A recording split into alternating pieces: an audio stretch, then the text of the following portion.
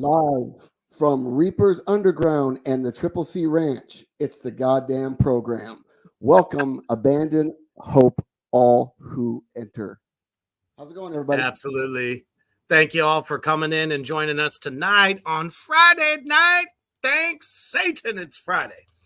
And we're happy that you all could join us out there in Black Flame Land for the kickoff premiere episode of the goddamn program where anything goes. But before we get into this debauchery of ours, we're going to run a quick commercial to one of our sponsors over at Poison Valley Clothing. Check it out.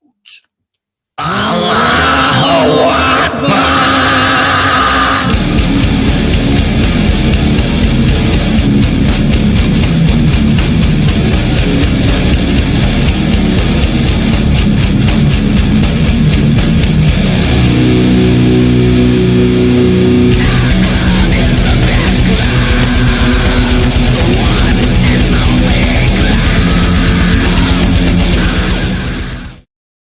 For the best custom horror shirts, horror designs, and some bands that are represented by Poison Valley, definitely check them out on Facebook and get those shirts ordered. He can literally do anything you ask him to. One low price, high quality, and fast shipping.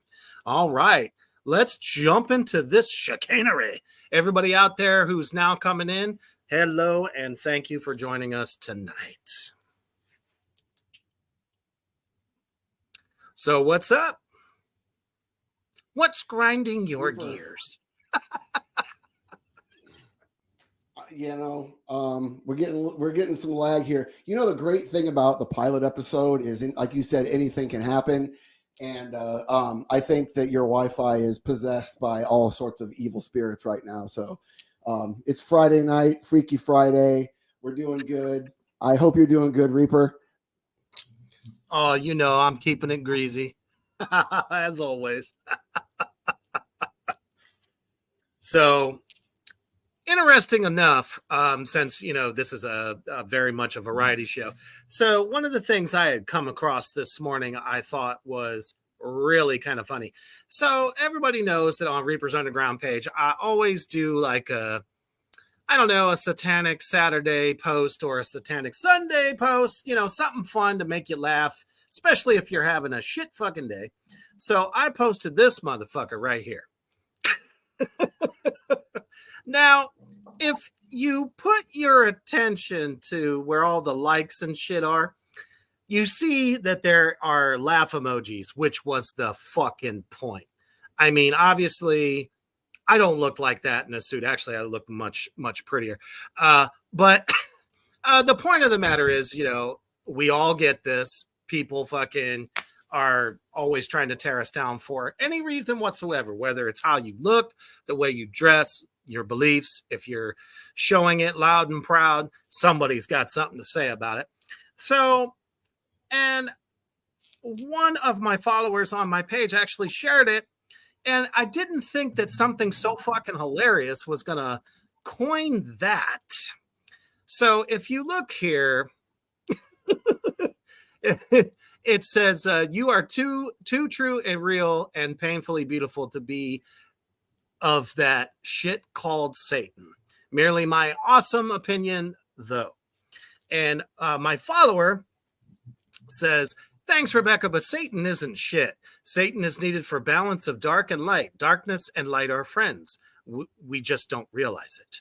So I just kind of thought it's interesting that something so silly could coin such long conversations on that page. So obviously that dude's friends didn't know him very well. So Carter, do you ever, find yourself in similar situations when somebody, maybe you'd say something just random, like, I'm Satan is my daddy, and somebody like turns it into a motherfucking like third degree?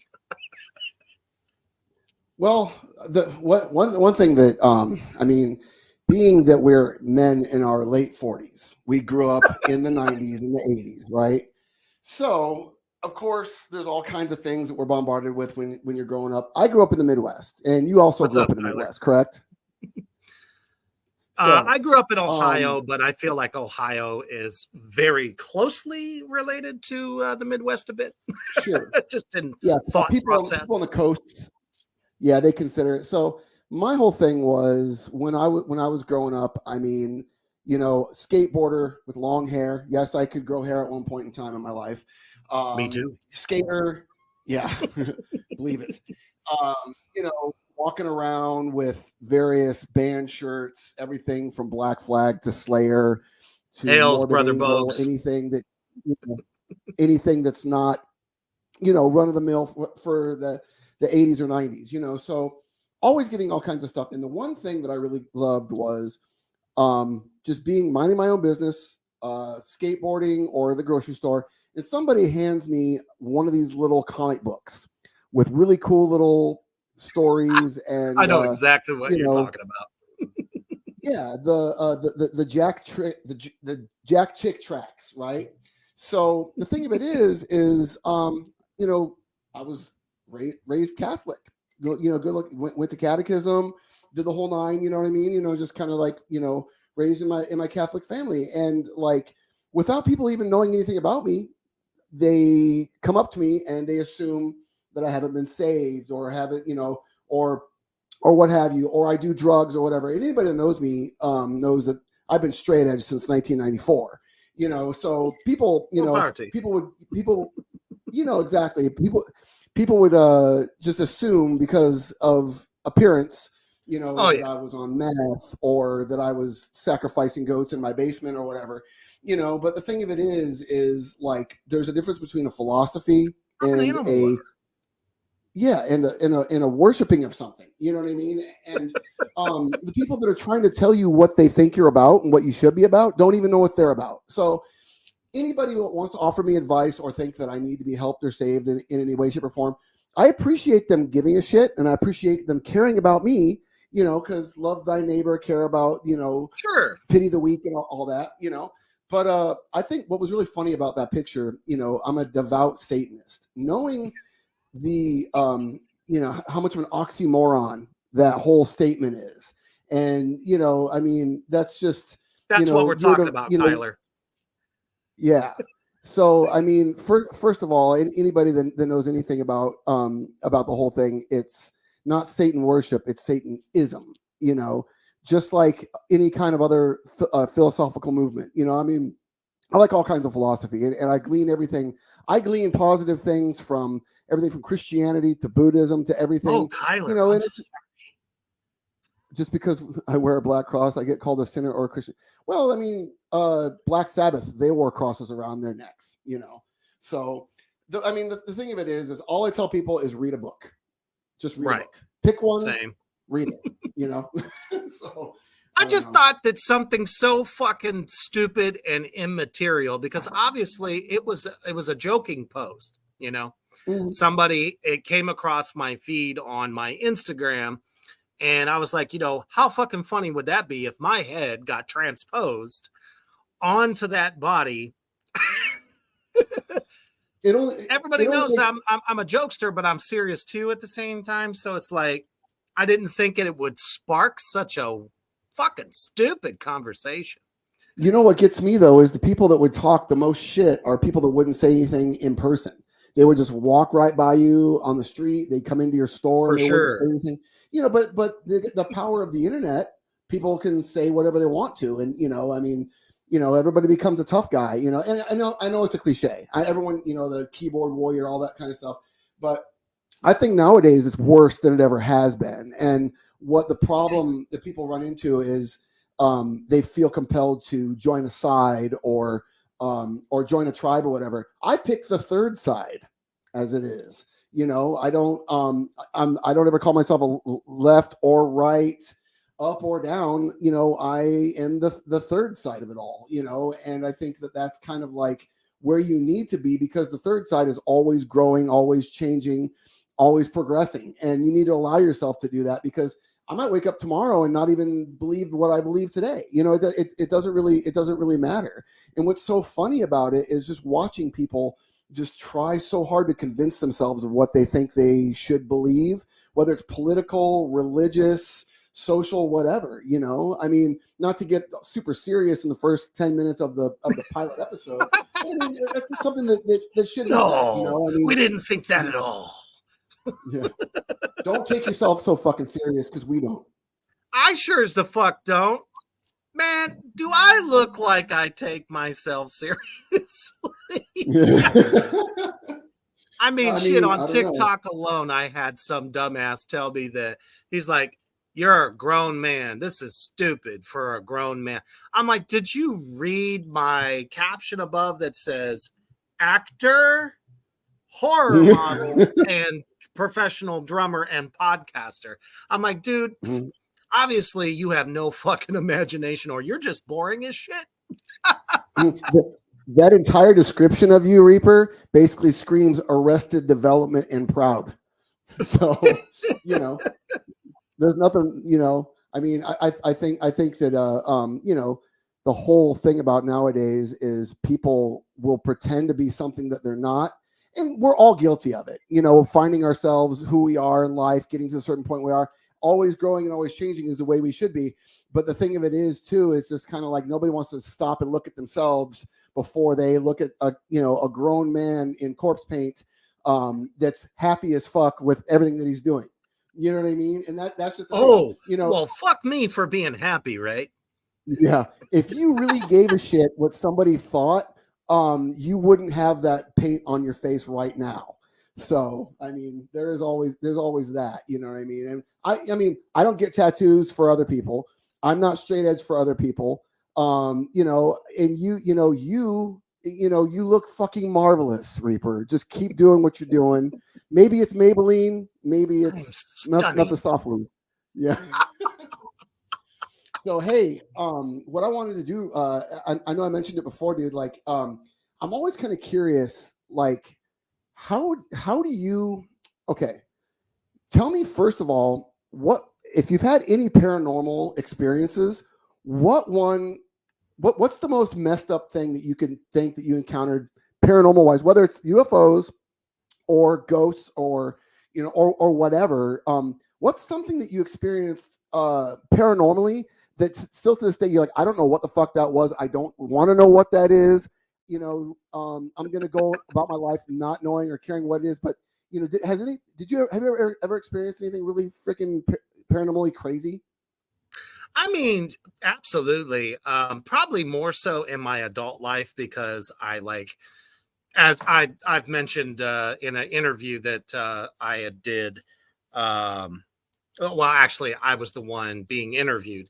I had mentioned that there was definitely more in my adult life because you get if you're someone who's very sensitive. And I don't mean, oh, you're sensitive. I mean, just more so you can feel energy because I am definitely a big believer in energy and people who suck it out. But I've had to do some, just some blessings for people's houses, that they could feel an unsettling kind of presence. And I mean, there is so much shit haunted, it's not even funny. Especially it goes back to when I was a kid, in my basement, and where I grew up, it was kind of like an entire fucking town settled on top of Native American, like burial ground as well as like just like their tribes lived on that ground. So it's like, the energy goes right into the earth either way. Sure. So there was just always something so unsettling about my mom and dad's basement.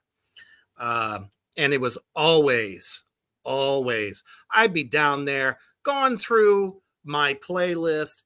This was back when you could, you know, make mix tapes. Mixtapes, hell yeah, dude. That's There how you go. fucking old I am. Oh, And same. it would be what I would call my drum set workout. So I had some Zeppelin, I had some Sabbath, I had good Metallica, some Megadeth, and a lot of other heavy stuff as well, Testament and such things, thrash stuff, lots of it, early death metal, fucking absolutely. And I'd be jamming along, and just out of the corner of my eye, I would see a dark shadow, just a plain dark shadow, nothing very distinct about it other than outline. Right. And I was like, I bet you, and this was long before I even knew the history of where I grew up, like the town. And I just was like, that's got to be a fucking ghost. So I would hurry up, finish the fucking song, and off I went. Yeah, man. That's see, the way I see it is in a very sort of scientific way, and I mean, Sure. people can debate their definition of what like science is or whatever, but like just like you said with energies, I think a lot of times if people are in a situation where there's a lot of coming and going, a lot of people passing away, a lot of people passing through, didn't really die, whatever, you can leave a residual energy, right? And I think that if you are quote unquote sensitive to these things, I think that what you can actually do is you can create something with your own energy by kind of connecting to the energy that's there. Because I always hear these things about, It's called manifestation, Sure, yeah, and I always hear these things about these places where ghosts are seen, where there's a place where there's a lot of like electromagnetic energy, and what that does is I've heard one theory is that it causes people to see and feel things that aren't there because the way your body's chemistry and the way your body reacts to electromagnetic fields, you're going to see and feel things, and then you'll hear about a house where there's like there's like power lines running across the top of it, and so there's going to be a lot of activity there. That doesn't necessarily debunk or explain away saying the ghosts don't exist or they do exist. I think that those things enhance the presence of certain types of residual energies. You know what I mean? And there's been times like with me, like one thing that I noticed when I was a teenager, I walk into like an old building, not even anything that anybody told me that was like haunted or whatever. And nope. What it would be is almost kind of like like on like an old videotape where it kind of glitch out, like you've got like some fucking like some static, and then it goes like this, and like my equilibrium would be off a little bit. I'm like, okay, that's kind of weird, and then 5-6 years later, I'm going to a funeral, and I walk into the room where they're viewing the body, and the same little freaking glitch happens. And I'm like, okay, what's going on? I feel like I'm stepping down like 2 or 3 inches, on the floor. And I'm like, okay. And then so I feel like I'm being watched, in the room, not even from the coffin, but from another part, and then a very distinct time I remember too is here in the town I live in, there's this old castle that is actually, it's an old high school. It's called Central High. Castle. Dude, Central Campus, Central High in Sioux City. Damn. Like it's cool as shit, right? So a friend of mine, he was kind of like the curator or the caretaker or whatever. And when they were starting to renovate it and turning it into apartments, he gave me a tour. And dude, I swear to God, I walked in there and I walked into the auditorium, and that little weird glitch, that little equilibrium thing happened.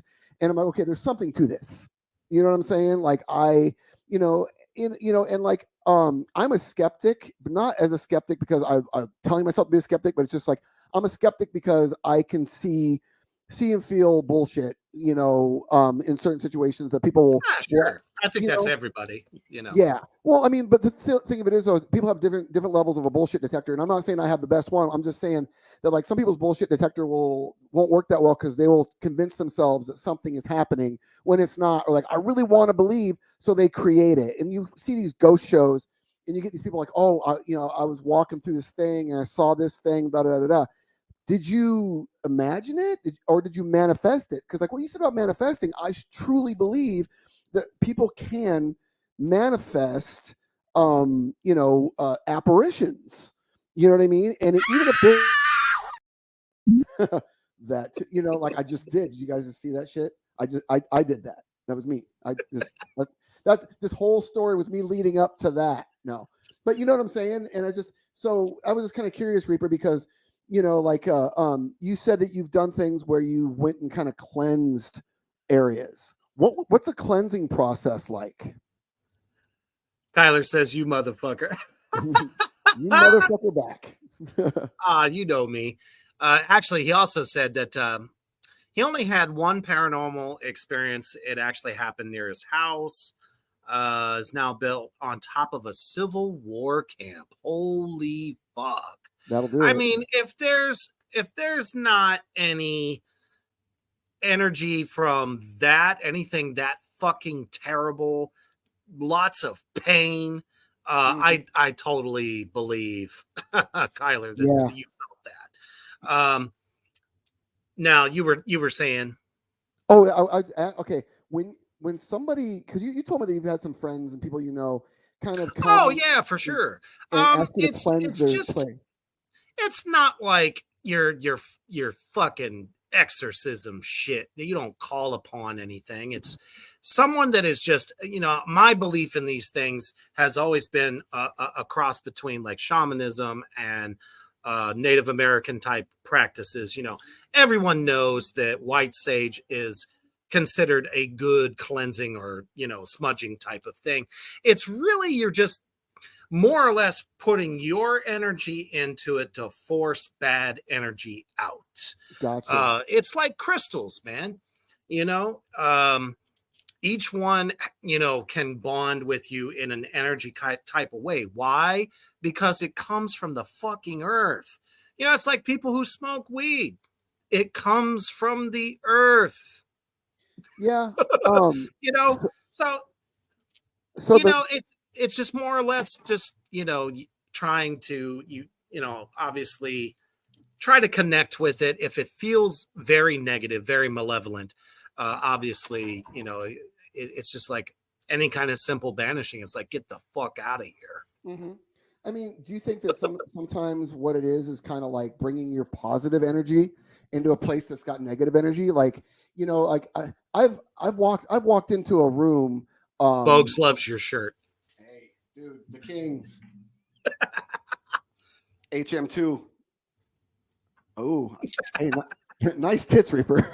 you um, know but yeah, what you're saying though is about like crystals, minerals, right? We've got Sure. minerals in us, and so I've always been intrigued by that because on one hand it sounds like complete bullshit to me. You know what I mean? Because of course, growing up in the '90s, oh, she's really into crystals and Everybody crystals. out there in Black Flame Land, please feel free to comment, Yes, talk please. to us. Because Can I'm an just asshole when it comes to this kind of shit. Because I'm like, it's just if I find out somebody that's into crystals, I walk the other fucking way.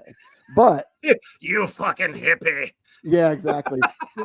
I don't. Yeah, I mean, if I mean, but the way you're putting it, Reaper, though, is the thing about things that come from the earth. I mean, you're gonna, we come from the earth and we die and we go into the earth and we're dead. So that makes a lot of sense. But I mean, not to get on a weird tangent. I'm sorry if I'm boring people, but I've been really curious about that because I know that that you fuck with that kind of stuff. And what you're saying about the positive energy. Have you ever gone into a room after people have been arguing and they shut up? They shut up, and And you're you like, just feel like you're dirty, like yeah, just you're filthy from head mhm, to toe. It's like you could just feel the emotions. That's why I say, everyone talks about having the energy to work out or the energy to, that you're creating on a stage, for all of us musicians out there. And it's no different. You can feel that shit. That's why people are like, oh, I felt that performance, man. That's because you could feel that emotional energy that's like pouring out of the performer. It's no different. It really isn't. But it's like King Diamond, the king himself. His greatest statement ever to somebody that was interviewing him is simply this: I only know what I've experienced. So what one person has experienced is real to them, whether they be insane, not insane, whatever the fuck. But if it was real to that person and they really felt that shit, manifestation. It's kind of like a universal property. That's a really good way to put it, dude. I mean, for real, because what's real to you or what you've experienced, okay. Have you seen the pictures of King Diamond live with the fucking apparitions on stage? Holy shit, dude. You know what I'm saying? Like that, he's on stage and there's like half of a lady walking up the steps. You know what I mean? And like I've heard interviews with King where he's had a lot of paranormal experiences and things like that, and still and we know his his religious affiliation and where he's coming from. Obviously. But I mean the thing of it is though, it's he's always been an inspiration. Oh, dude, 100%. And the thing of it is like my problem with hardcore atheists is people, they don't want to believe that there even is, like that type of energy that we're connected with, because heat. What the fuck is heat? You know what I mean? Heat is energy. You know what I'm saying? So energy is very fucking real. And honestly, whatever anybody believes in that makes them sleep at night, makes them happy, gets them through the day, that's totally cool.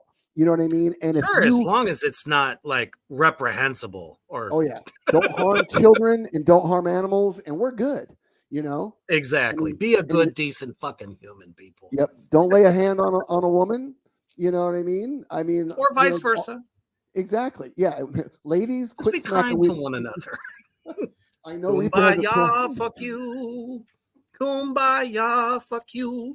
I know that Reaper has a punchable face, but ladies don't just walk upon. Oh, trust me, my wife is not shy with the whip. Yeah. Hey. Yeah. I mean, I grew up in an Italian household. Let me tell you, if I stepped out of tune, I got a fucking wooden spoon to like the back of my fucking head. Did you ever get the Malloy? Did your grandma ever give you the like Dio, like his grandma? You know what I mean? She give you the horns. Isn't that that's an Italian thing, isn't it? She was a little bit more like, you motherfucker, you. Oh, even worse. She sounds like she'd fucking pistol whip you. Oh man, yeah. They used to call her Big Mama, and she was like 5'1". There you go. And it's definitely not because she was big. It was because her fucking presence just radiated like obedience. Do you think that her presence? Because I mean, just from what I know of you are very, very respectful towards women. You're very old school, traditional, like me, and and I think that's a good quality. You know what I mean? Like, women are amazing. I mean, I grew up with two sisters. I love my mom. You know what I mean? And I think that if you've got a grandma or a matriarch in your family that demands respect, with a fucking iron fist. And I think that was the best thing I ever learned, was the ultimate definition of respect in general. Sure. Yeah, dude. I mean, and that's the family value of, like, if you understand that I'm doing this because I love you and you're going to be a disciplined person, or else I'm going to beat it into you. You know what I mean?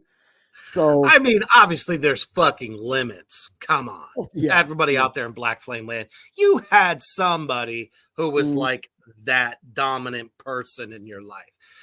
Don't be afraid to tell us. We love to hear about it. Dude, yeah. I grew up in the 80s, and we had teachers that wouldn't hesitate to fucking thump you on the forehead or fucking smack you in the back of the head. You know what I mean?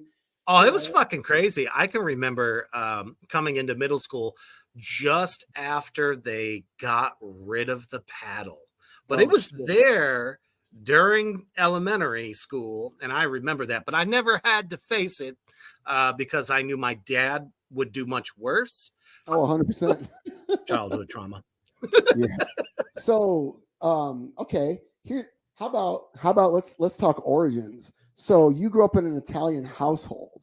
So is your Italian Hungarian? Yep. Fuck it was yeah, the best of both worlds. That's a pretty brutal combo, man. I'm not gonna lie. Let me tell you. Yeah. So I mean, yeah. I'm surprised I survived that shit. Then again, I think they ended up being more afraid of me at the end of the day because I grew way taller than any of them. Yeah. And stronger. So it was just like, it's my dad. I can always remember this shit. He's like, you're never too tall for me to reach up and snatch your ass out of the air. Dude, it's funny that you say that. I'm like, of all my blood relatives, like I'm pretty much the tallest. My dad is like about fucking 10 inches shorter than me. I'm taller than all my sisters, but both of my sons, like my youngest, my 19-year-old, he's 6'1". I'm just 6 foot, you know, and my oldest, he's got you by an inch. Yeah, dude. Oh, dude, he's in the gym now. I mean, he's working out at Sean Frankel's Big Iron. You know? Shit. Yeah, he's gonna fuck some shit up. But I don't know. I'm just kind of curious, you know, like people's origins. Like, you know, you ended up in Nebraska of all places. You know what I mean? And well, sure. From what I can tell, I fell in love with my wife. Mm-hmm. Well, you know, it's funny too because I moved back to Iowa back in '98. And that's when I met my wife, and this year I've been with her for 25 years, you know, so, you know, that's just how fucking the cookie crumbles, you know, but I mean, we find ourselves in these different places and you know, and I've moved, I lived up in Michigan in a great area, you know, Kalamazoo, Michigan for a while. And then I moved out to North Carolina, come back into the Midwest, dude. And like, I mean, dude, it's a good place, and I found myself a lot more productive here because I think it's harder. It's harder. Less to do distraction, shit. I think. Yeah, it's harder to do. I mean, don't get me wrong. We live near Omaha. We live near Sioux Falls, and we're about 3 hours from Des Moines. And great area to be in the Midwest. But I mean, one thing that spawns is creativity, that drive to want to do more. Because you're surrounded by so many motherfuckers that aren't doing anything, you know.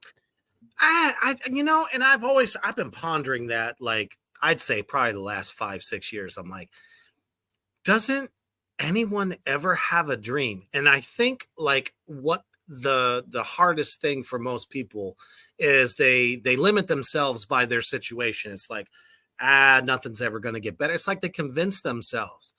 Just like I never thought I would do modeling, actually be able to act in horror films and stuff like that.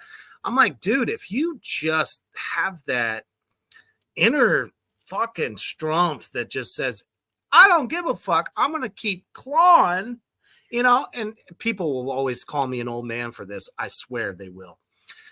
Sylvester Stallone. Mm-hmm. There is no better guy to pass wisdom on, you know what I mean? As far as like never let anything stop you, and it's not Rocky, it's none of that fucking shit. It's the fact that he wanted to be a filmmaker, he wanted to be an actor, and he had this script, and he just kept knocking down fucking doors, did whatever the fuck he had to do until finally somebody said yes. So it's like, if you have a dream, it's attainable. Is it fucking hard? Does it suck ass from a donkey? Abso-fucking-lutely. But by the time you get there, you'll be like, man, that was worth the journey. Even though you suffered a whole fucking lot. But if you can look yourself in the mirror and say, I fucking lived, we only get one life, everybody out there in Black Flame Land. Well, you only get one. Make it happen. What I think is really interesting about Sylvester Stallone is he wrote all the Rocky movies. He fucking wrote Rambo. He wrote Cobra. All those sick fucking movies. And the thing of it is he was obsessed with these things. And getting back to what you were saying earlier about manifestation, dude. Okay, there's some things that I've done since I've moved back. I moved back to Iowa 2 years ago, right? And I was just like, yeah, I want to play with such and such band. I want to do this and I want to do that. But I just kind of had like these things in my head that like, okay, when I get back there, I want to do A through D or whatever. And then, it wasn't that I'm writing it in a notebook. I'm not saying, I want to do this. I'm not praying for it. I'm not meditating on it. It's just when I wake up in the morning and I'm fucking like going to work or I'm driving to work or I'm at the gym or whatever, I just, like, hey, I picture myself on stage opening for TSOL. I picture myself, like doing a podcast and just dumb shit like that or whatever. Then all of a sudden I'm doing it. It's because it's like it's almost kind of like it's already going to happen. You just have to let it happen through you in a way. But at the same time, I feel that if you get in the way of it, you can fucking like, this is never going to happen. Okay, well then it just doesn't fucking happen because you're a fucking. You're idiot. Always your worst enemy. Mm-hmm. I know that sounds cliche as fuck. I know. Fucking string me up on a St. John's, you can be your worst enemy, or basically, create your own world, be your own God, create your own reality, and I think that like another really good example of that is a guy that I want to talk about is Mr. fucking P.W. Herman, Paul Rubens. Dude, is it not a fucking bummer that Pee Wee Herman no longer lives on this mortal coil anymore? I really feel like people don't really know the genius level of this guy. It's tabloids, all that shit. Media has always been every celebrity's worst fucking enemy. I mean, did he get caught sliming the Jimmy, in public? Usually, and this is something I've learned about genius types, they always do weird shit because they're just so fucking brilliant. I don't think they know how to function. Well, it's a fine line between like fucking genius and crazy or whatever. You know what I mean? Like, and the thing and the thing about Pee Wee Herman was, he was humongous in the 80s. Oh yeah. But he had a career before that. Like he was in a couple of Cheech and Chong movies, or at least one. He had that amazing. Did you ever see that HBO special that he had before he had the movie and before he had the TV show? And it was good. It was an adult show, and he would do an adult show, in the comedy clubs in LA. And he was part of the underground punk rock scene. I'm pretty sure that he was involved with the drag scene, like the probably the whole Warhol thing. He just kind of had that air about him, of that sort of kind of like that that satanic Americana that existed. I mean, when you've got somebody like Tim Burton that produces your movie, I mean, who is one of my favorite directors. I mean, Beetlejuice, Edward Scissorhands. I love everything Tim Burton has ever done. Period. Absolutely, you get that kind of genius with somebody like Paul Rubens. And the thing of it is, people don't understand. And judge if you want. I don't give a shit who you are. Everyone has their freaky side. The only place that you can who the fuck doesn't? Everyone's got a kink. Everybody out there in Black Flame Land, you do. The only place that a grown, responsible, consenting adult could watch a pornographic film would be a porno theater or a jerk booth at the time. Yeah. And so, but there's a story that I heard recently that, like, I guess when he got busted, he offered to do like charity benefit stuff, so he wouldn't get arrested, and then but the one thing, my favorite fucking Pee Wee Herman moment ever is he's on the fucking the MTV Video Music Awards. He's like, heard any good jokes lately? Right. Terrible Pee Wee Herman impression. I suck at it. I will never do that again. I tried.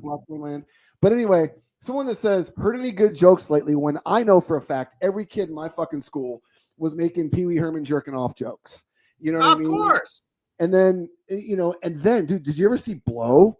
the character that he fucking played in Blow, dude. He fucking nailed that shit to the wall. He was so good. Dude, and then Buffy the Vampire Slayer. Dude, iconic. I mean, that scene where she stakes him and he's like, ah. I fucking die I just watched that actually right around this, not too long after he passed, because I always loved him in that role, because that was just something you never thought Paul Rubens would do. Yeah. And the fact that he was so fucking good at it, it's just like, that was my go-to. I had to go back and watch it, and that scene every time, fucking die laughing. He's so good. And what was really great about that was he wasn't the centerpiece of that. He didn't have the humility. Yeah, he had the humility to do character acting after he was one of the biggest icons of the '80s. You ever seen that picture? It's David Lee Roth, Rodney Dangerfield, and Pee Wee Herman all hanging out. I have to get that fucking framed as a poster, because that's. I was gonna say, I bet you somebody's got a print somewhere, dude. Hey, I mean, these days you can literally create anything you fucking want to. That would be killer. Anybody wants to get on fucking what is it? Not Etsy. Fucking one of those sites. Somebody make me a fucking poster of that, and message me for my address. There you go. I'm already asking. Any artists out there in Black Flame Land, he's looking for it. Give me free stuff. I want cool free shit. Especially fucking, 80s trash culture. I'm into that shit. No shame here. Dude, I'm telling you, it's sleazy. Like, it's funny, man. Like, there's people that, that know me as that straight edge guy. I'm always the fucking token straight edge dude. But, dude, sleazy fucking subcultures of the 70s and 80s and the 60s, or 60s, 70s, and 80s. And now I don't sound like a complete idiot now. I love it. I love the fucking the cultures of the 70s, 90s, 20s. Yeah. But no, dude, like, I mean, that made us who we fucking are, Reaper. You know what I mean? Like, the fucking you'd watch those old game shows and people be fucking chain smoking on the games, like, playing fucking, 2000 or what was it, $10,000 pyramid or whatever, or password. Or Merv Griffin or some shit like that. Yeah. They got a cocktail. Johnny Carson. I mean, that was the day when people didn't give a fuck, but shit was classy. Everybody, no matter how ridiculous their fucking leisure suits were, everyone looked at these guys as like fucking icons. That's why I loved Anchorman so much. Because I feel like they nailed it, because let's face it, if you were a news network anchor back in the fucking 70s, you were a rock star. And women were just falling all over you. Men envied you. And you look at them, it's like, dude, you and your fucking porn stash, get the fuck out of here. Right? Mm-hmm. But yeah, I totally feel that. And, it was just man's inner beast. Who's the authority on that one? I mean, there was something very, very primal about like pop culture, of that era. And, it's just kind of like, everybody knew that everybody was fucking, everybody was doing cocaine, everybody just had fucking unique ways of hiding it. Yeah, but we had this suspension of disbelief that everything that anybody that was on television was this wholesome pillar, of moral, whatever, and that's how we were raised. I mean, we're both the same age, you know what I mean? And that's what's so fucked up, man. Like, we grew up in an era that's never ever going to happen again. People got away with shit, when we were growing up that people couldn't get away with today at all, I mean, and it's just kind of like, even though it's great that we've come a long way and people are, I can't say people are less pieces of shit nowadays than they were back then. There's just a different style of piece of shit nowadays. You know what I mean? Yeah, it really is just recycled. It's just a little bit more out there because, you know, you didn't have all these, oh, I can like tweet this out in 2.5 Mhm. seconds and the world will know about it. You know, Social back media, then you had big to time. read a newspaper. Not that we're trying Mhm. to date ourselves here, but you know, it's interesting the dichotomy between the two eras. Speaking of which, this actually spawns my next thing. So I gave it a shot. I hinted at it on Reaper's Underground page probably about a month or two ago that I would give this an honest shot. So I gave What it the a hell is shot. that? It's Russell Crowe, you know, are you entertained? Oh shit. As the ultimate fucking exorcist priest, who was, I mean, this, okay. So I'll give you some quick backstory. Um, so with this, it was actually based on a real priest that was known as the Pope's exorcist, hence the name of the film. So the filmmaker actually took this from legit shit. And that particular priest actually wrote books before he died. And of course, they think they're great. Great stories they are. But, you know, so obviously it's interesting enough to put it on film. We slightly touched upon this last night on the Underground with Lorcan Black because his wife had seen it. So I was like, okay, yep, I was watching it. And I'm like, I finished it today. Dude, what the fuck is wrong with mainstream horror? Stop it. Have So you probably haven't seen this yet. let me. So, Okay. Can I guess real quick? Okay. oh, A, sure. I'm gonna guess that that there's a woke agenda behind it. Actually, no. Oh, okay. That's Surprisingly. that's okay. Good. All right. Well, and here's the thing. I've got nothing wrong. All right. I'm sorry. I've got nothing against people that want to spread to put a positive message in something that they're doing. If somebody believes in something, then by all means, if it's your art, create your art, put it out. But when you do a paint by numbers, stock answer, sort of like, hey, this is where we what we have to say and what we have to do in these movies nowadays, and ruin a really good story that can go in a crazy fucking direction and do something really fucked up, but you hold it back because you want to be of the time. I don't want to fucking watch it. I don't, even if I agree with it. You know what I mean? Like it doesn't matter. Don't fucking preach to the choir. So, okay, point one, good that it doesn't have some fucking Disney Star Wars type of vibe going on. So No. next, okay, so give me the synopsis. What exactly, it's obviously going to be based around one instance where the Pope needed an exorcist, I would assume, right? I mean, it's from the jump. You know, the movie starts off with him visiting, you know, this little hut in Italy, which beautiful country. I hope to actually go one day.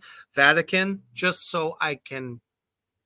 Never mind, I won't say that. But anyway, uh, so you know, it literally was nothing more than them trying to recreate something that has already been done perfectly. But they didn't just stop there, though.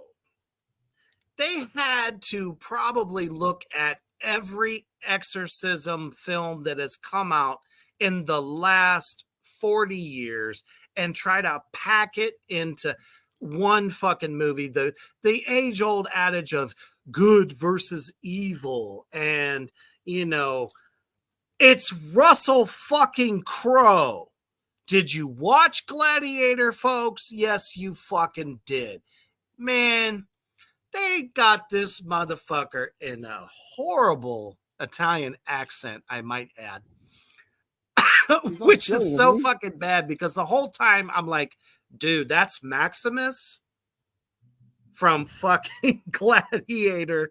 And he's like fighting, the big bad demon Asmodeus. And I mean, now I will say for about 25 to 30 minutes of this film, Asmodeus is kicking his ass, and I'm cheering. I'm loving every minute of it because obviously, fuck that bullshit. But it's like it's recycled, man. Even though they based this shit on the life of this particular priest, um, come on, you ain't fooling like full on horror buffs like us. And all of you out there in Black Flame Land. But I do really want your opinion on this because I don't know. In a way, I want to see if you kind of see it my way, or I want to hear what you thought was good about it. Because there were some moments they do kind of go certain places I never thought they would go, and I can't say it on air, so I'm not going to. But I will encourage you to check it out. But man, I was just disheartened about it because I'm like, every time mainstream horror tries to do something that they think is going to be groundbreaking, indie horror fucking does it better. Yeah. Well, so okay, I'll definitely watch it. And I think what It's we should worth a do, watch. I will say that. I'll watch it, and what we'll It's do on is Netflix, folks. okay. If you have Netflix, what does that tell you? Came out a month ago, and it's on Netflix now. And what was it? Was it filmed a month ago too, and fucking thrown up on Facebook? No, it was definitely not filmed Netflix? a month ago, but they really ramped it up with those advertisements, and it's exactly what you thought you would get: Maximus versus a demon. So okay, all the way down to the haircut. Yeah. I have a theory about some of these kind of movies. Okay, because at our age, growing up in the tail end of the 70s, 80s, and 90s, and the 2000s, and then you see something and we're like, this has already been done. This is already done. I think it's actually made for people that were born within the past 20 years. You know what I'm saying? Right. I mean, because you got people like us and people out there watching this that know their movies, and they can go, oh, they stole that from Rosemary's Baby. Oh, they stole that from The Omen. They stole that from The Exorcist. You know what I mean? But you get a group of people, a younger generation that hasn't seen any of those movies, and I think these movies are made for them, and which on one hand is not that bad of a, because if they give a shit about horror, they're gonna go back and go, oh well, fuck, man, this somebody said that this reminds them of Rosemary's Baby. I'm gonna go watch that, So it's, I guess I'm kind of looking at it, cup half full in that respect. But from my perspective, if I'm watching something that's just, scene after scene of rehashed shit that I've seen in other movies, then I agree. I like to hate watch stuff, so I am intrigued. I will trust watch me. it. It's just like this next one that's coming out soon. Oh, The yeah. Nun Part 2. I'm gonna watch it. Everyone knows, like for 2 years now, that I've been shitting on that first Nun movie because they had a royal opportunity to make this Nun fucking badass. And in my opinion, and that's okay, you can tell me to fuck off, you're allowed to, Fuck off. They dropped the ball. They really did with that movie. So I'm hoping that the second one far supersedes the expectations of the first one. So The Nun, is that in the Conjuring universe? Conjuring universe, yes. So they're still dragging that fucking old couple of fucking hack, phony fucking exorcist story through all this shit, huh? And honestly, I will say this though. I when it showed up in the second Conjuring, that's when we really got a big taste of this Valak character. I loved it. I thought it was great. And then they had a full-on fucking spin-off movie and sucked. You know, it was one of my most favorite characters besides the child demon from no, wrong movie. Sorry. Let me try again. Now you're fucking The me the all witch, up, Reaper. God the damn it. witch from the witch from the first one I thought was fantastic, and you got little bits of their different haunted objects or possessed objects. Annabelle was a huge letdown. I'm sorry. I mean, I think dolls are creepy. I'm sure everybody out there in Black Flame Land probably agrees with me. Certain dolls just seem like they have a soul that should not be there. Yeah, dude. But the movies were terrible. Yeah. Okay. So there was The Conjuring, which was the first one, right? Yeah. So, and then there was what, drum roll, Conjuring 2, right? That was the second one, right? Which was really good. I enjoyed that one. That was more paranormal. Yeah. So I dug those ones. And then was the Nun the third one in that universe?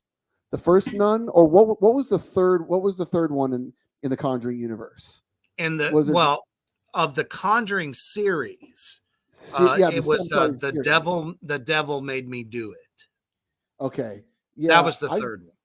I think I saw those first three, and previous to seeing these movies, I watched so many things about Ed and Lorraine on on all these ghost shows, right? And the old lady with the hair up in the bun, coming and like fucking, what was it, like Kindred Spirits, Ghost Hunters, and all those shows or whatever. And then I kind of got intrigued, and then I was listening to a certain podcast, and they were talking to somebody that that worked with them. And the thing of it is and I'm not trying to throw shade, and I'm not trying to cause any controversy or whatever, because we have maybe like 10 listeners right now, so it's whatever.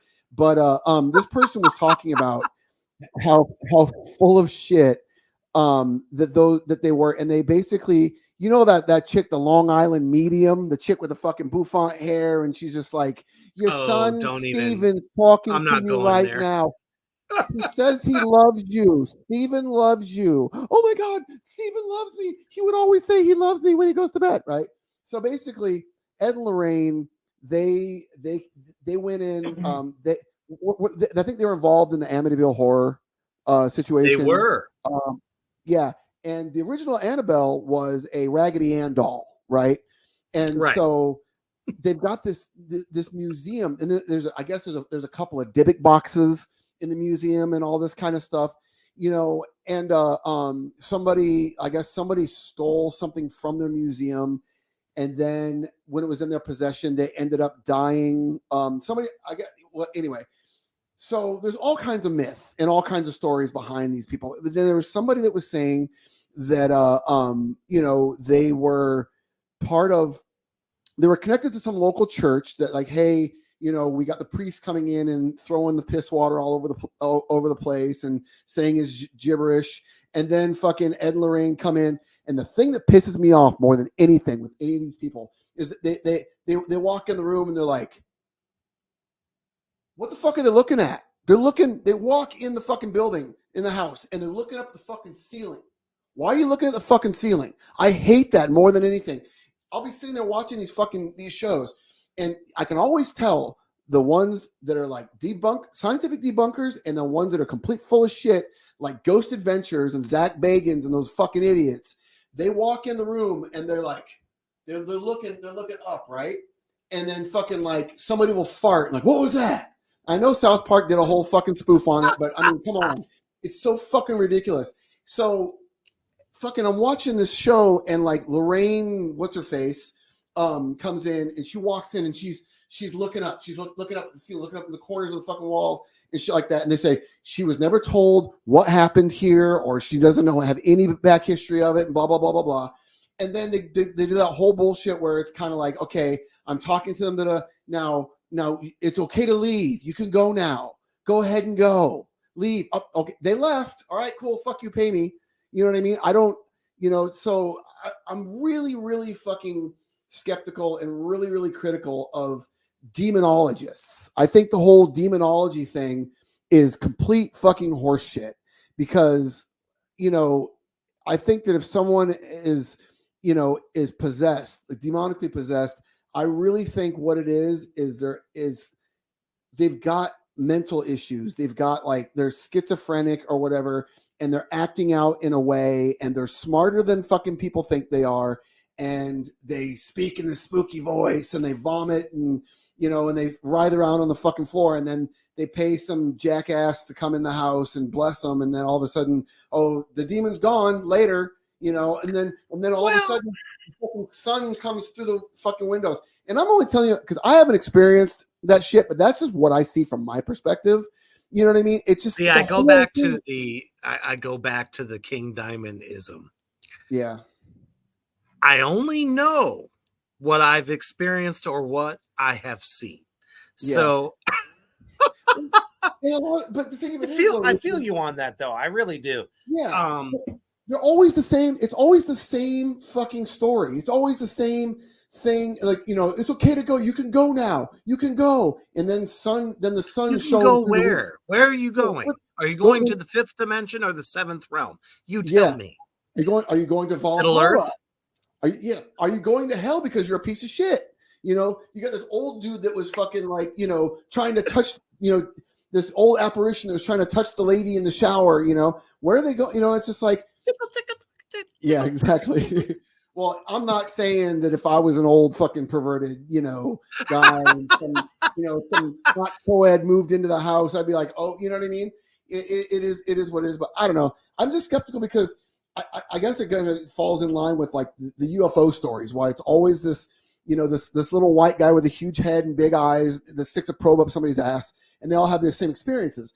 You could say it on one side of the fucking coin, hey, these people have the same experience, so it must be fucking real. I guess they just thought everybody wanted to reach around. I think so. Yeah.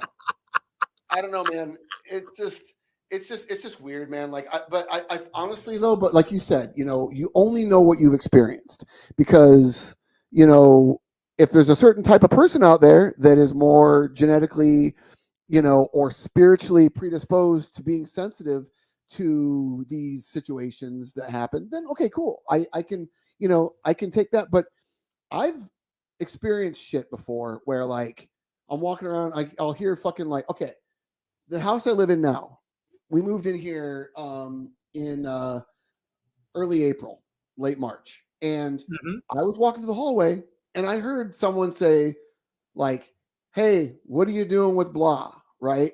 And I'm thinking, okay, my wife's just got the TV on in the other room, whatever. And then I go in the room, the TV's not on. And my wife was in the bathroom. She wasn't on her phone. And, you know, every once in a while, if someone's like on Snapchat or whatever. Sure, you hear a voice like out of nowhere. You get disturbed and you're like, what's going on? Yeah. Oh, you're on your phone. Okay, cool. You're playing a video through the speakers, or whatever. But it was nothing like that. So like there was 2 instances in this house where I just heard people talking. And then so I recently adopted a silver lab puppy, right? Right. So at night, we'll put him in. What's that? I said congrats, by the way. Thank you. He fucking rules.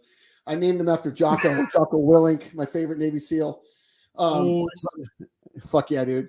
Anyway, so we put him, he's kennel trained. So we put him in his kennel at night. He barks for a little bit because he wants to come out and play. And, you know, so whatever. So he'll bark for maybe about like, you know, 2 to 5 minutes. And then he goes to sleep, whatever, right? So what I've been experiencing lately is he'll bark, and then he'll stop. And then I'll be laying there in bed and I hear a distant bark, a distant kind of like, you know, whine bark. And I'm like, God damn it, dude. And I fucking go out in the hallway and fucking open the door and kind of like, you know, just check on him and shit like that. And I'm like, and he's just fucking laying down. And he just looks up at me like, what the fuck? And I'm like, that's honestly, you know, how I feel. I'm like, okay, what's going on? You know how like if you have your phone in your pocket, they talk about, you know, phantom vibrations. I've had phantom vibrations in my pocket. My phone's been on my table, right?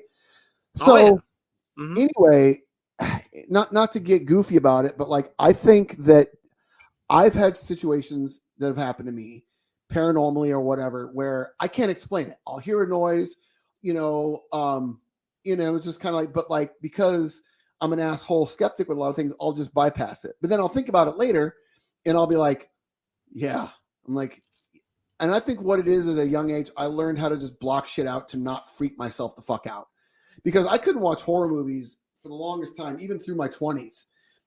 Just because I'll be laying in bed and I'll fucking like, dude, I think I was probably 28, 29 before I stopped moving the fucking shower curtain in the bathroom before I went in to take a piss. You know what I mean? Because you just never know, But yeah, it's just crazy. And then, like you were saying, kind of back to what you're talking about, like with these movies, man, like The Nun. When The Nun first made her appearance in the first one, where she's like in the mirror, right, and she just kind of like she just comes out. The directors are amazing in that, because the way she just I thought it was fucking genius. It scared the shit out of me, dude. I loved it.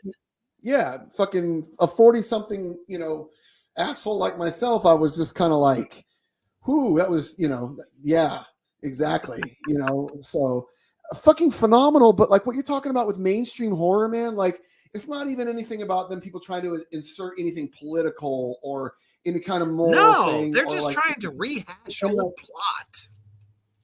Yeah, dude, for real. And because, okay, are you a fan of gore? Like movies where it's like a horror movie where it's just fucking really well done, cool fucking death scenes, right? Like, absolutely. Terrifier, Terrifier 2, and I can't fucking wait for Terrifier 3. Yeah.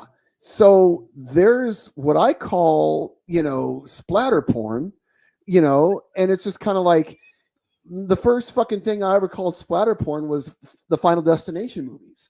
You know what I mean? Like it was just, hey, fucked up death scene. I love it. 10 minutes later, fucked up death scene. 2 minutes later, another fucked up death scene. You know what I mean? And I think that they overdid it. I think they fucking overdid Final Destinations. There's way too, what do they got? Like 25? Final Destination 37 going on now.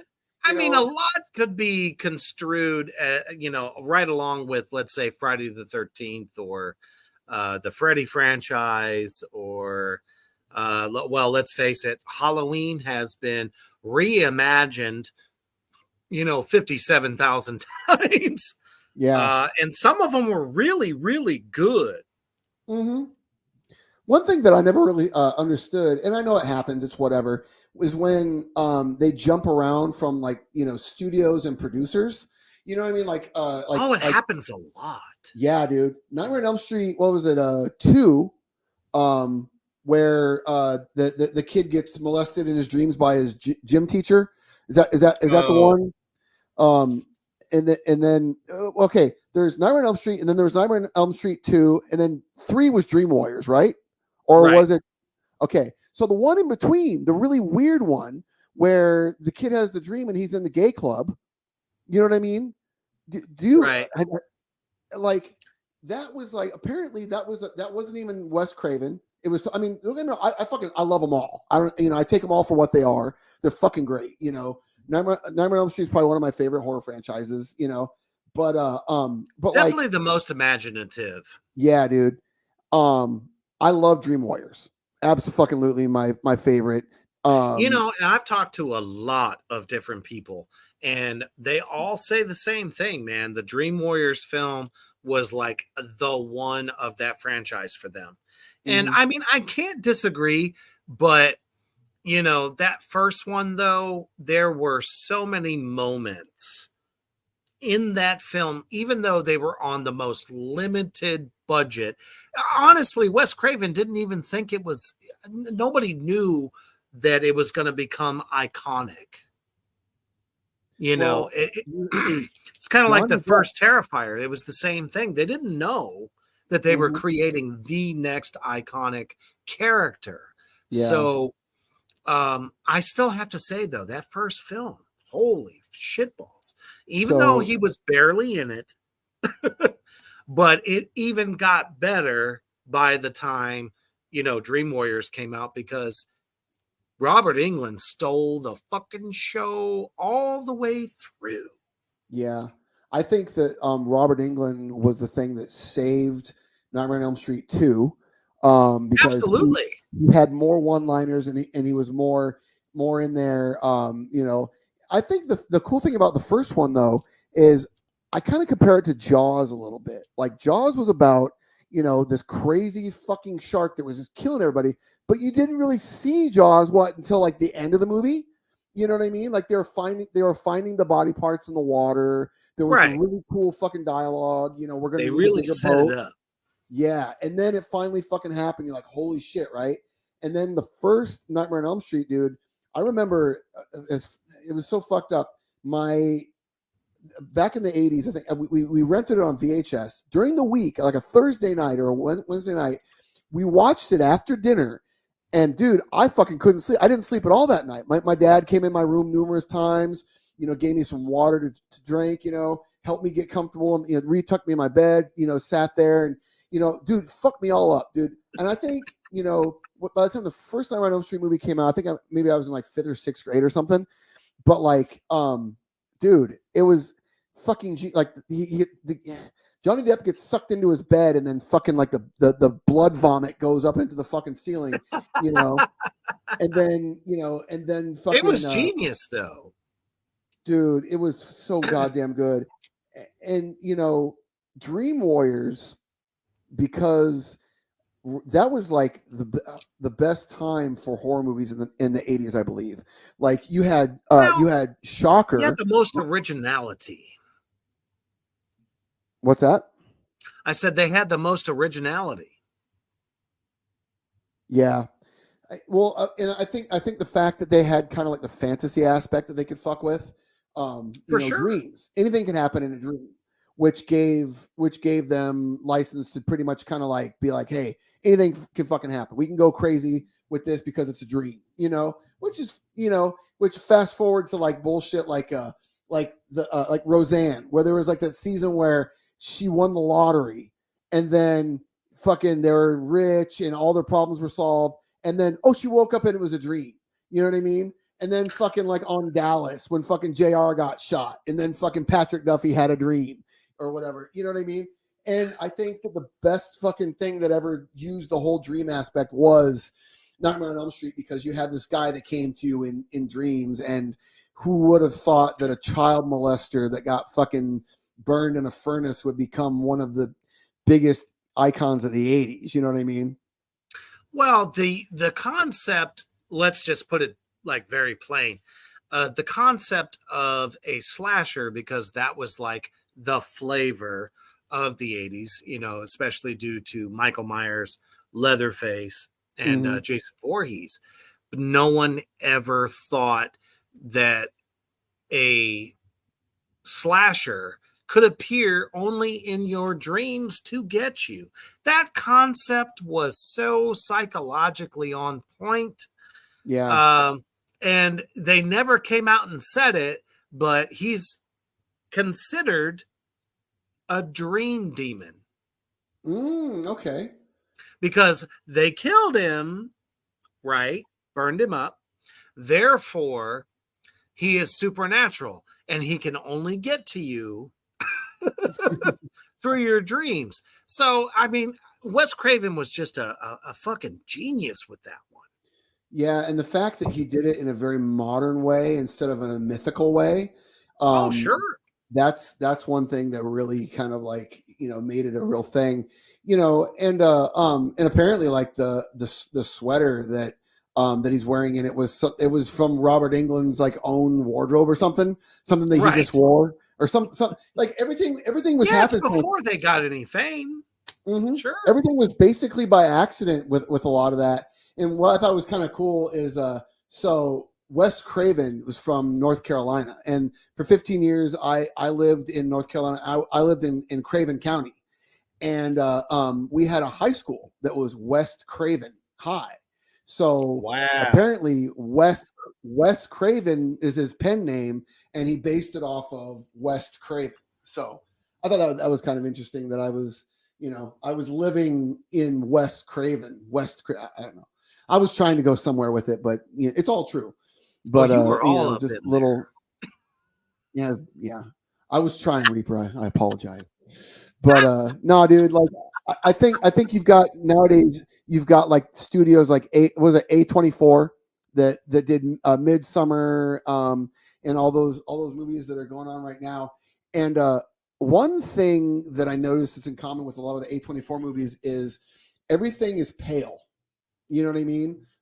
For sure. People wear like people are wearing khakis or muted colors, and all the women have like just straight stringy hair, and the men are just these almost emotionless. I mean, it's like what they're doing is fucking ingenious. I mean, they've created a whole new like a whole new lane for horror. My only fear is with everything like this that comes along is it becomes formulaic, and then there's copycats. You have to keep one thing really in mind when it comes to this. And I think we've seen it across the board because it really depends on where the film was shot. If it was shot by a Norwegian director in Norway, they have a completely different look than you have, like, let's say, Train of Busan, which was very popular and has a cult following, was done in Japan. So Yeah, in America, you're getting that, true what everyone looks like here. And every country has its own fashion. So, sure. it just, the grittier though, the better. That's how I feel about it. Like, Like if something was shot in Germany, if something was shot in Romania, I love those films, like the Subspecies, for instance, mhm. by Full Moon Entertainment. The fact that they shot in Romania, you have that dark, gritty looking thing. All those films, especially in Europe, we don't really get that in the States. In Yeah, Europe, everything is really dark, very, all the way to fucking England and Britain and a lot of the UK. All that stuff looks so fucking good. You see an American film, the shit's bright as fuck. yeah. And I do you think that a lot of times, I mean, and it's all subjective because it depends It on is. who the It depends director on is. what you like.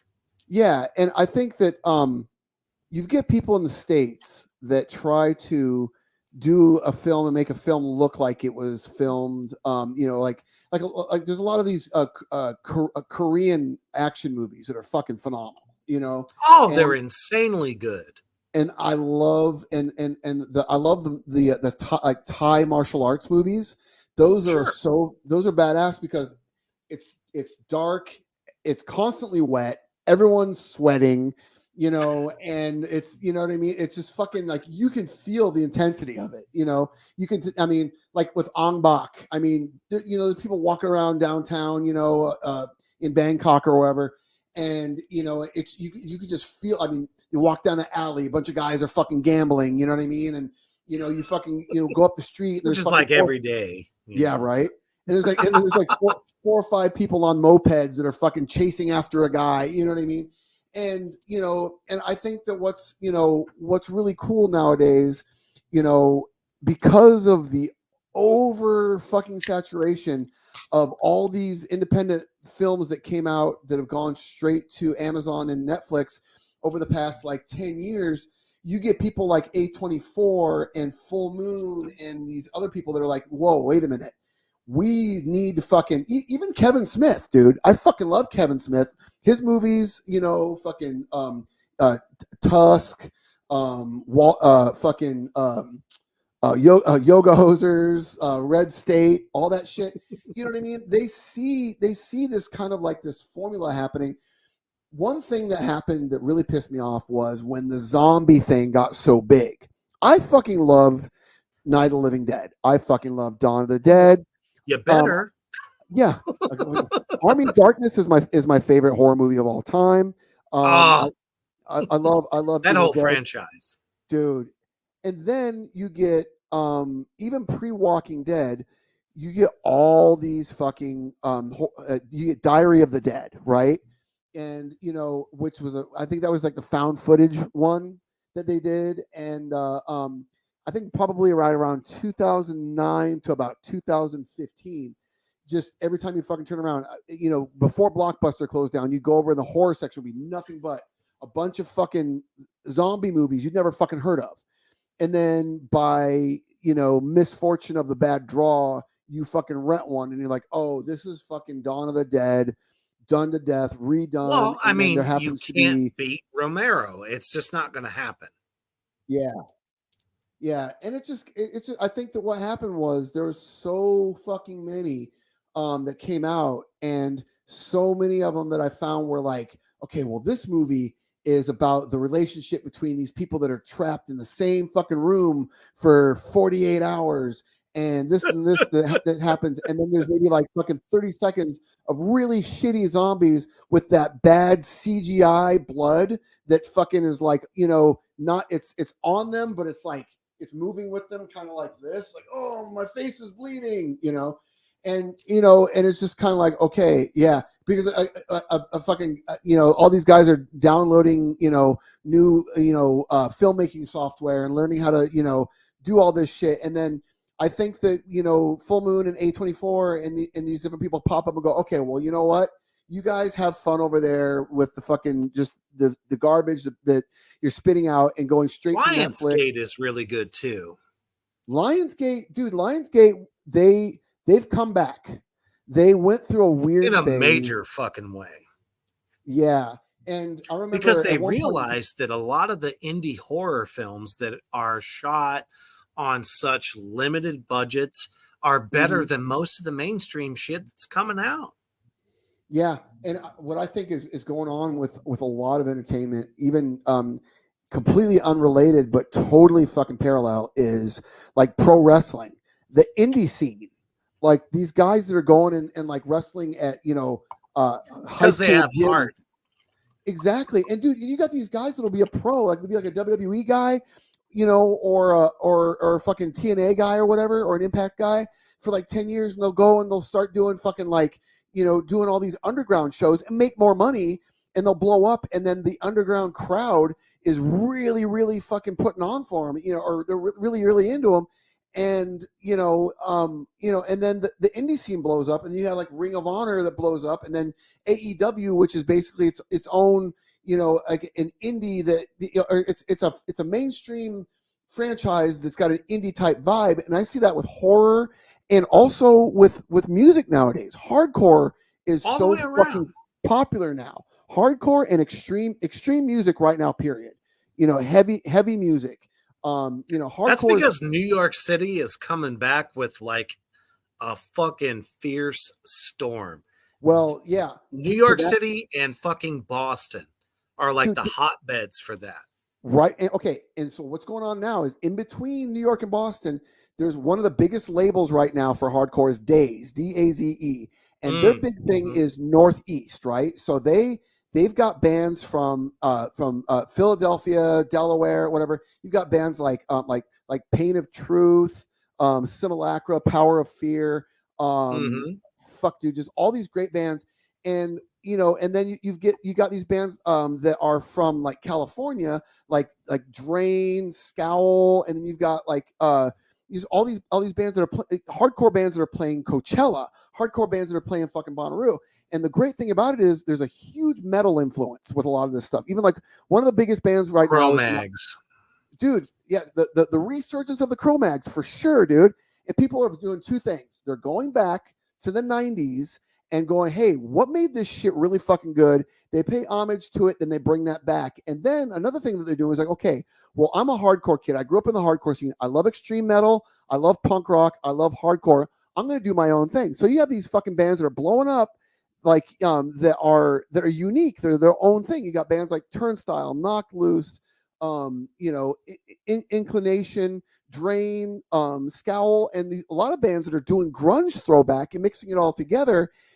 Point being, with underground wrestling, underground horror, and underground music, there is no such fucking thing as underground anymore, because the underground is what is running shit nowadays.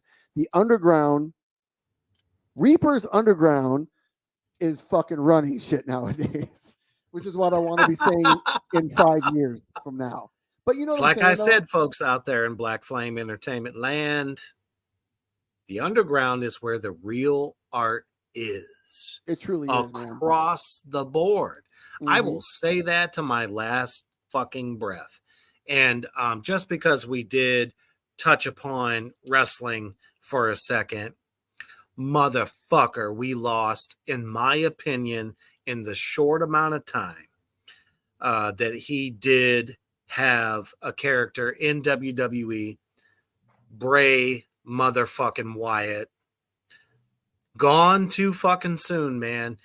In my opinion, in the new school of WWE characters, in the last 10 years, obviously, his character was so dynamic and just a cult following. Man, we lost what in my opinion, in a short amount of time, a legend, because since The Undertaker, there has not been a dark character that, in my opinion, hit so fucking hard Mhm. than Bray fucking Wyatt. You're totally right. Also known as Wyndham Rotunda.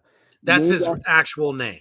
yeah, Mike Yep, Rotunda's son, named after Barry Wyndham, who was Mike Rotunda's best friend. And exactly. and there's that being said, is there's such a legacy.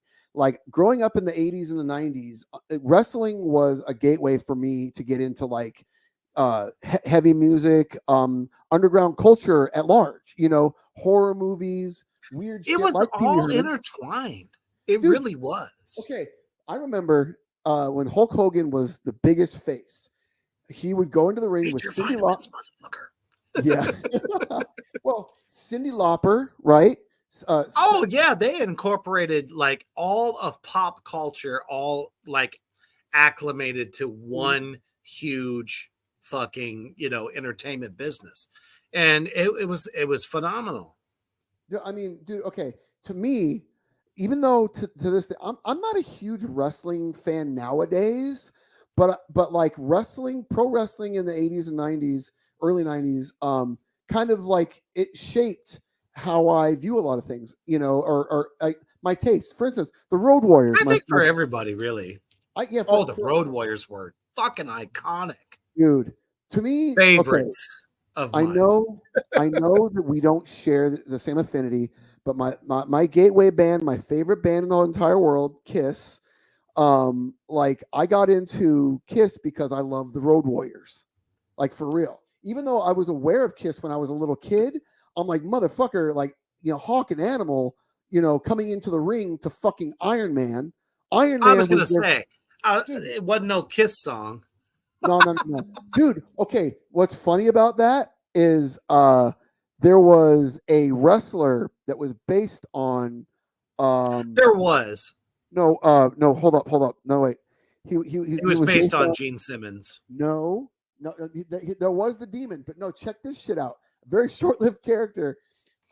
Sid, the wrestler Sid Vicious, was previously known as Lord Humongous. Remember Lord Humongous from fucking Mad Max?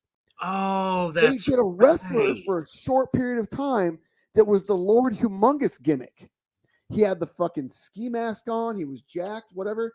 And there is a fucking music video. NWA did a series of music videos, and there's this fucking horrible video. If I can find it, I will send it to you, of fucking Sid Vicious in his Lord Humongous gimmick walking through a fucking steel mill to War Machine by Kiss off of fucking Creatures of the Night. I see what you're talking about. It is the most fucking abysmal, fucking lamest shit I've ever seen, and I love it. All that shit was lame back then, but you know what? It was fucking fun. Dude, I was 6 years old and I was like, this fucking rules. And then all of a sudden, that fucking. How's that any different than when I saw the Rock and Roll Express live?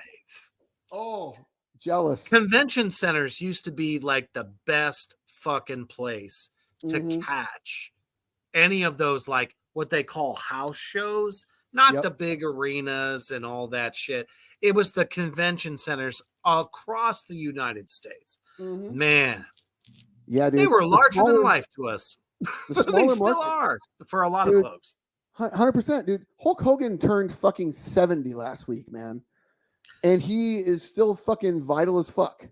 Looks amazing and steroid free. Dude, I know guys that are in their fucking mid 30s that don't fucking look as good as Hulk Hogan does. Fucking Arnold Schwarzenegger at 77. The fucking man, dude. I'm all about fucking Pumping Arnold. iron where he did back in the fucking 70s. Still killing it, man. You know what? Let's say it. Sylvester Stallone, same story. 76 years old and still.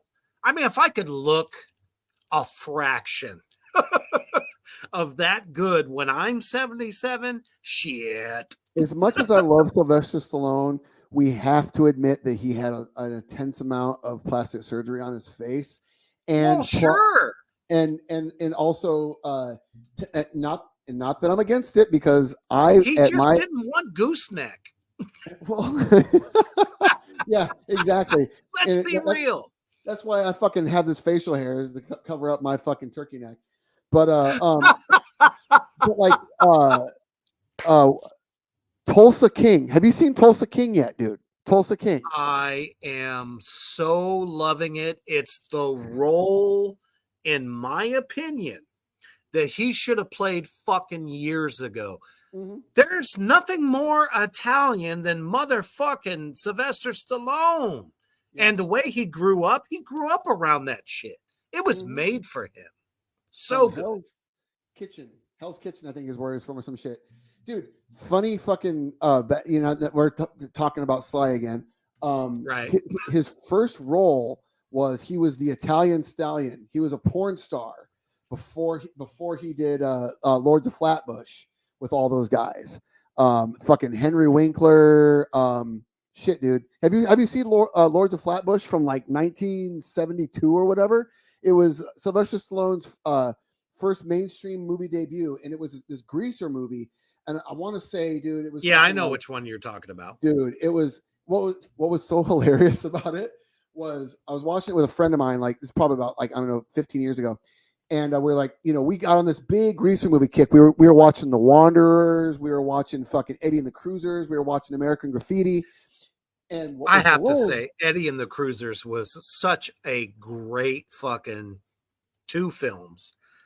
There was something magic about it. I just had to say that. Well, this is the great thing, that what was great about Eddie and the Cruisers is they had the soundtrack to that was fucking great. You know, really, really good.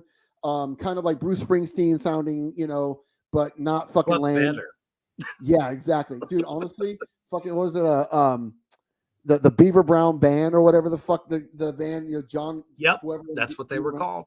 So what was funny though is, like, you know, with Lords of Flatbush, was the greasers are walking down the street, you know, getting ready to fucking rumble, and you hear the song like, "She's my gal and I don't care, we will go and have a good day," and you're like, whoa, what the fuck is this song?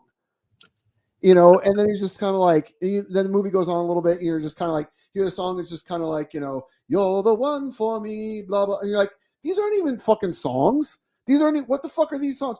So apparently the movie the budget was so low, they couldn't get the rights to any fucking oldies from like the 60s, so they had to have these random fucking, it was like expensive. Dude, they had to have these fucking studio guys create these fake 60s songs, and they are so fucking horrible. It almost takes you out of it, but it's just, it's so bad. The 70s didn't do, the 70s was the fucking era of no shame at all. They would just fucking, like, they relied on the suspension of disbelief. I mean, disco happened. Yeah, dude. Yeah, cocaine. Cocaine.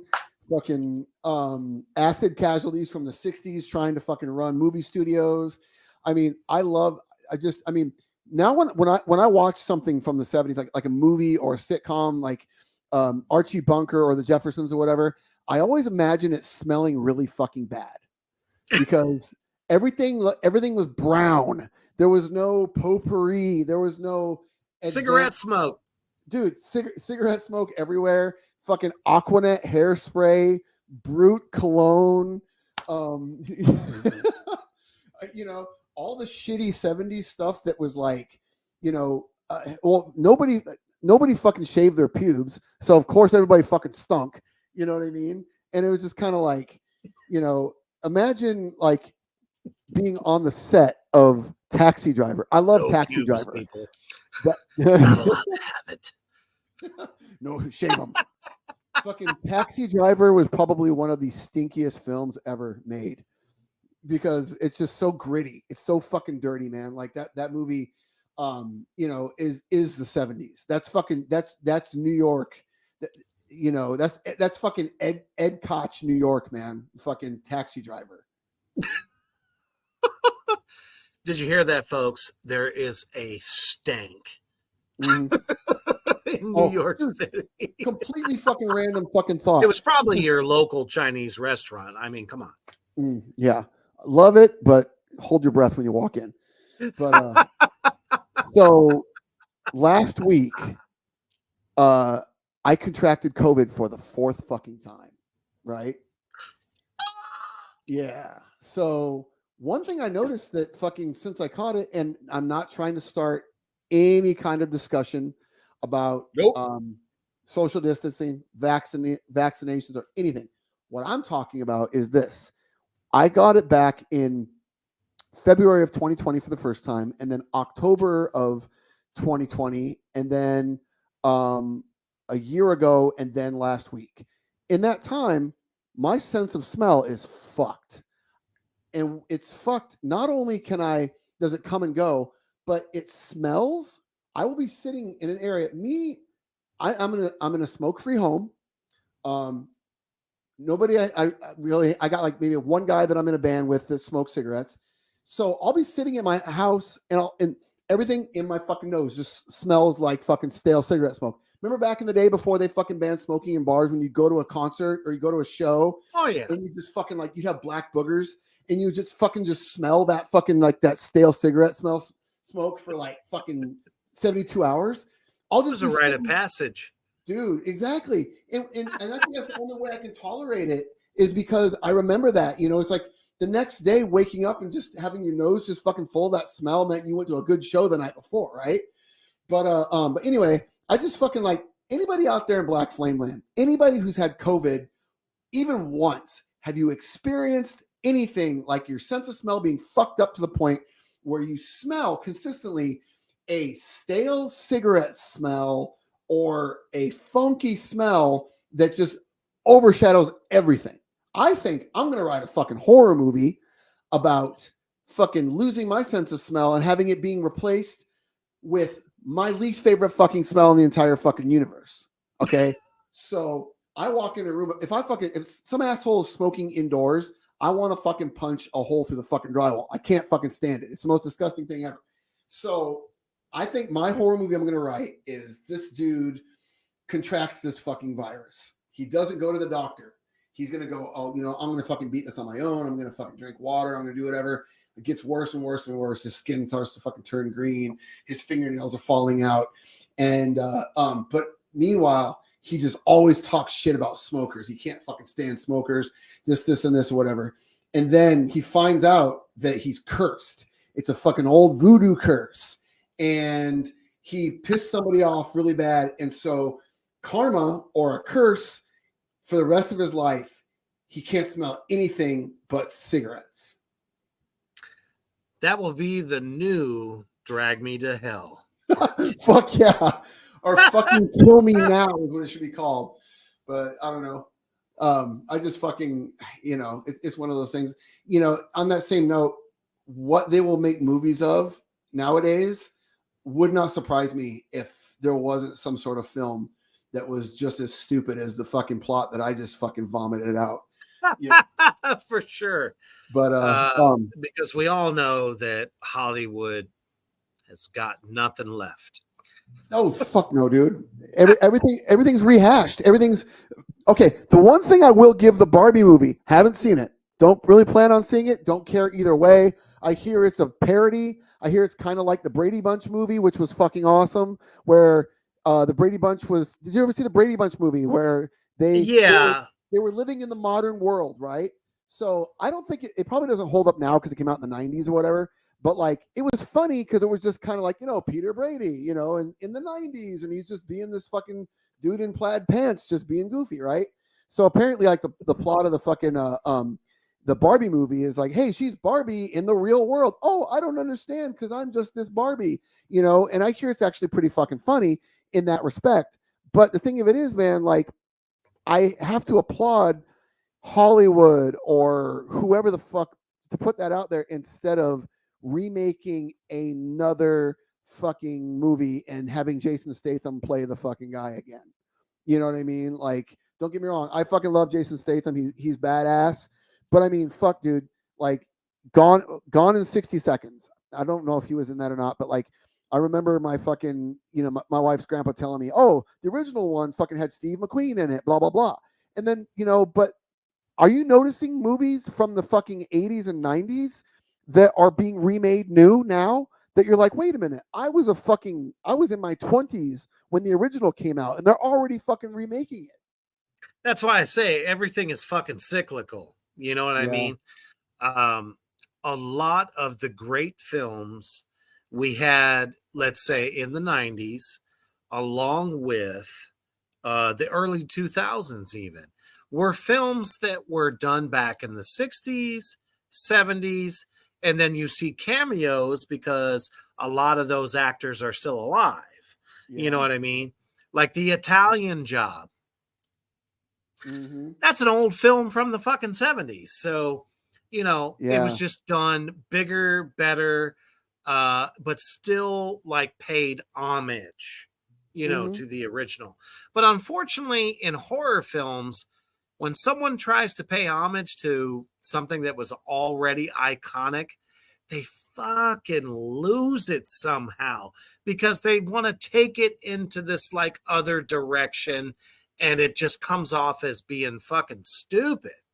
Yeah. So, I mean, that's why I say, when it comes to horror films, damn it, the underground fucking guerrilla shooters, that's where it's at. Yeah, and what I think was practical effects as well. Yes. I'm glad that you said that because I was trying to think of what the fuck that's called. You know what I mean? Like that's one of the reasons why Dream Warriors is so fucking good is when Freddy turns into that big giant worm. Oh yeah. And dude, I watched the behind the scenes of that. Dude, that shit was fucking like, mechanical, this and that. And then like the big fucking the big Freddy that eats all the people or whatever. And like apparently like when he pulled up his shirt and all those fucking like those mouths were suckling off of like the souls. Yeah, it was like the size of a fucking like the broadside of a fucking barn, and dude, I love practical effects. I love that so much, and I think it's great. Mm-hmm. You got Sam Raimi, right, or Sam Raimi or whatever. Yep. Yeah, and then who's the guy? He played he was in From Dusk Till Dawn. Had the fucking the gun codpiece. Tom Savini. Yep. Tom Savini, dude. So my friend Richie, shout out to fucking Richie from Suicide City Tattoos, who lives up in Philly now, and it escapes me. I think the name of his tattoo shop is Monster Mart. It's in Philly. He is training under Tom Savini now to do monster movie makeup, and he's also an independent filmmaker. I would love to have him on the show, dude, because he really, really knows his shit. And I've known him for fucking like, for almost 30 years or whatever. But he's really big into practical effects. And just hanging out with him back in the day, he got me into so many different, filmmakers. I first heard about Tom Savini. I remember watching Dusk Till Dawn with him and shit like that. And, And what's really great is like these independent underground filmmakers that are doing like these practical effects. They're involved in the tattoo scene. They're involved in the punk rock scene and the metal scene. And it's really cool. And because they understand what the underground is really about. And I know it sounds kind of cliche, to say underground, because now with the social media, dude, and in streaming and YouTube, the underground and the mainstream have fucking meshed. You know what I mean? Like you just always have. Yeah. And well, I mean, but the thing of it is though, pre-internet, there was really an underground, but now you get a band an unknown band. They can put their music on the same streaming platform as fucking Taylor Swift or Adele or Avenged Sevenfold or Metallica. You know what I'm saying? So like, Right. but like what you said though, Reaper, is the true underground. The people that are like, I don't give a fuck if anybody sees this. I want the people that are looking for this. I want the people that are seeking out this particular True niche art. thing that I'm Yep. doing. And it's got more heart and soul. Now, I don't have any problem with somebody that comes from that underground becoming successful, because God damn it, they should, because of the hard work. We can only hope. Yeah, because all that means is, the whole concept of high tides raise all ships. Like once this particular filmmaker or underground artist becomes well known, he's going to, or she is going to enlighten the rest of the world to their world. And then all of a sudden you go like, oh my God, there's all this. And what I think is so rad is, remember Fangoria magazine? Oh yeah, it's still around. Yeah. And Rue Morgue magazine? Also still around. Yeah. Those magazines, like they showcased not only the fucking, the prime mainstream bigger horror movies that were doing the damn thing, while they also shed light on the people that were up and coming, and they still do. Yeah, you hear about these underground studios and directors and special effects people, in these magazines, and then 6 months later, oh my God, everyone's fucking talking about them, and so that's what's so fucking great about. I actually thought about getting a subscription to Fangoria again, just because, like, dude, Worth it. Yeah, dude. I mean, print media is dead, but it still exists. I happen to know of a sexy motherfucker that is on the front cover of some print media that's coming out. Why don't you tell them a little bit about your fucking debut front cover centerfold, hopefully not naked, not gonna lie. No. Layout. Come on. Do some fucking BBW. Definitely not porn. that. Yeah. For Morgue Rot magazine, it's actually my second cover edition. Nice. Only I have an interview within it, as well as I've been immortalized into a card game called Killers, the That's card game. Awesome. So they made a card of me, and I have like all these special killer powers, and I'm just like, fuck yeah. As well as you get a free CD, which is the Morgue Rot playlist. And as I can see, you only have 2 hours left in order to order this package. So I highly recommend that you do that at morguerot.com. What all comes with it? So you get the issue, and you get the CD, issue, and you get the card. It's a limited edition, only 100 made. And from what John Sorrell, my brother from another mother, has told me, today's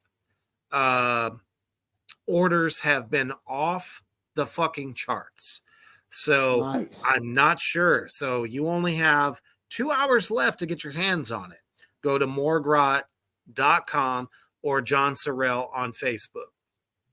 Nice. And so that being said, do you have anything else that you want to plug, Reaper? Because I guess we can wrap it up here with some plugs about what we both have going on.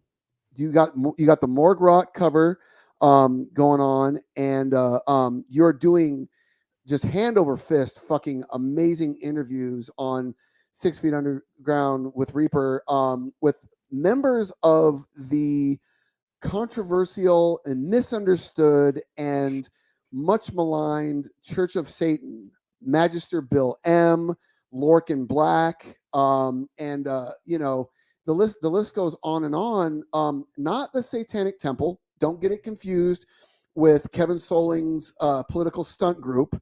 Some butthurt ex-members of the Church of Satan decided to capitalize on people's fear of boogeymen of the political variety and start their own bullshit temple of Satan with no Bible, no rules, no dogma, nothing behind it. It's just a bunch of hot topic dorks LARPing and pretending that they fucking are worshiping some goat thing while they want to indoctrinate your children to believe bullshit. So, rant over. Anyway, Reaper has been interviewing people like Magister Bill M., who has an amazing podcast called Satansplain, where he breaks down the real truth, facts, and figures about a philosophy called Satanism, which is not devil worship, it's not Satan worship. It is a philosophy of self-control, self-discipline, self-knowledge, and basically self-responsibility. And it's one of those things that's been around since the 60s that people refuse to understand, but the people that do understand it understand that it is a self-liberating philosophy that just basically gives you a way to look at the world.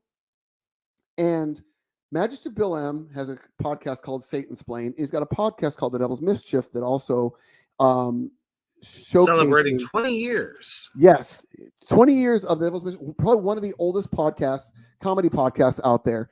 And then we've got Lorcan Black, who is an accomplished musician and author, who Reaper just interviewed. What was it, last night, I believe? Yeah, it was last night. It was absolutely a fucking blast. What a great human being. Great. Such a cool dude. But you know, I've wrapped up, you know, my slew of indie horror directors. As a matter of fact, I have an actor coming on next Wednesday night on Black Flame Entertainment, Reaper's Underground, by the name of Joe Rosing. And he's actually up for an award right now for his role in Desperate Souls by Acrostar Films, which I actually have recently acted for in the upcoming Attack of the Corn Zombies. And he's just an awesome dude. He does so much. And I think it'll definitely be an inspiration for those that are wanting to get into indie horror. And like I said, it's just going to be a good time. But we also have Tracks of the Damned coming up on Monday. So those of you that know what time it is, it's definitely going to be a good time and a great way to start your week.